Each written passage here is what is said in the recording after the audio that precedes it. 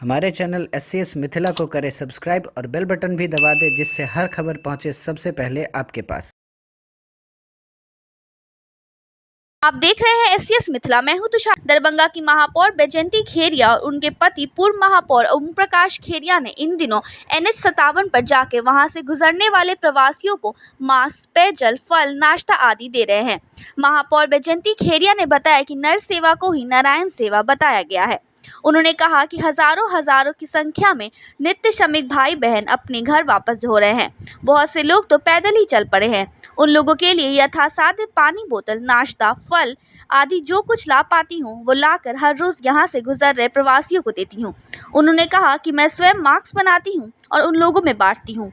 उन्होंने बताया कि इस नेक काम में हाथ बटाने के लिए पूर्व मुखिया अविनाश ठाकुर, दिलीप भगत, मोहम्मद तबरेज आलम, संजय शाह सहित और भी कई उत्साहित लोग उपस्थित रहते हैं।